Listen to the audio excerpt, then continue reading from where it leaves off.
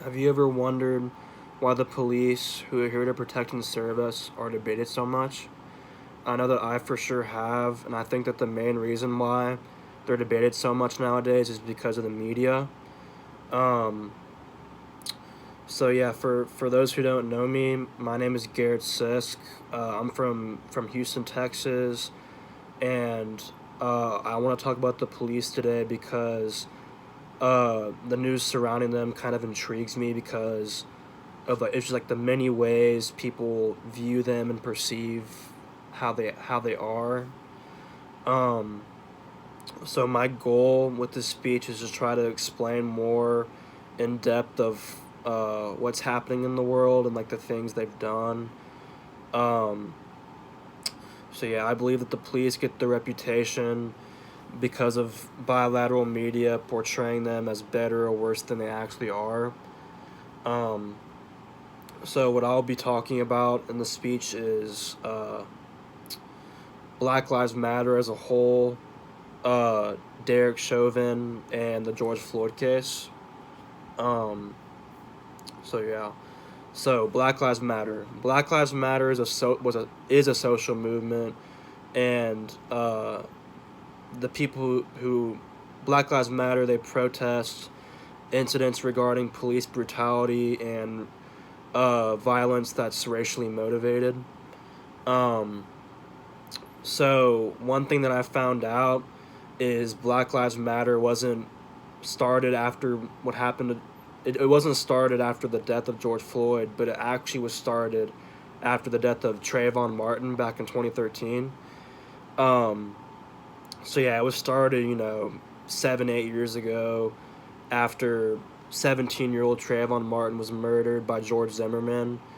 And you'd think that since he was murdered, the murderer would get charged with it, but he was actually acquitted of all his charges, which it caused outrage and people were mad about that. So that's when Black Lives Matter kind of sparked, and that's when people try to protest for change in the world regarding that.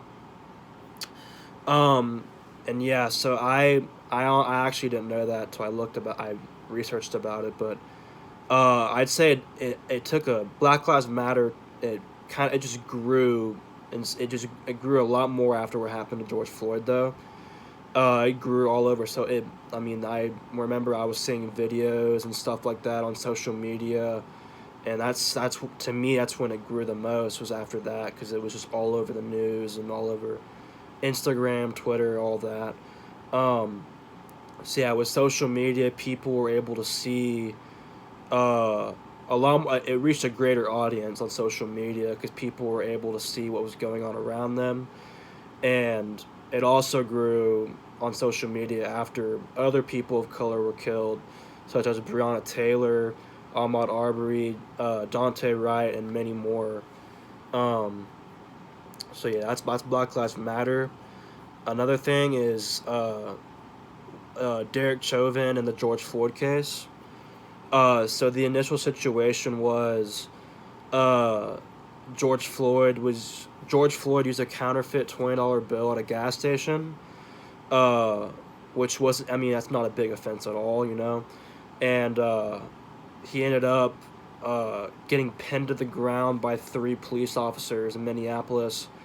One of them, Derek Chauvin, had his knee on his neck, forcing uh, which was which in effect Floyd couldn't breathe and he passed away, even while crying out for help. And that's what really caught everyone's attention was the brutality and the unfortunate things that happened.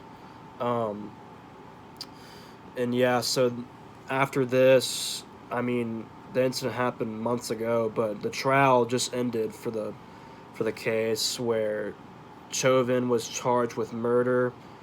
Um, and that's when I guess for sure after what Chauvin got, what was coming to him, uh, it kind of opened people's eyes of, we need to do better with this type of thing, and there need to be consequences for people's actions. And yeah, even after this case, it was all over the media. Uh, the outcome, people, they're all gonna have differing opinions regarding this, and I'd say people were happy that there was finally it's finally over in a way. That I mean, it's not over, but uh, Derek Chauvin was, he got what was coming to him, and yeah. So both sides of the media have influenced people and like the way they think about these things that are happening, and the sides of the story are different, and how the media can kind of tell people what they want them to hear or skew the information. Um, so yeah, that's those two things, and nowadays I feel like the media can put out whatever it wants to, and the audience will believe it. But I feel like if you look at the facts and you educate yourself, uh, you can get a better understanding of what's happening. You can watch, or there's all these biased news sources, CNN, Fox, and some others. One unbiased news source you can look at is NPR, where they always just give they only give the facts, and it's not biased at all. So yeah, that's what I would recommend, and things can probably improve. And for the future, I hope that we can come to a unified agreement on matters regarding the police and how situations like these should be handled. So yeah, thank you.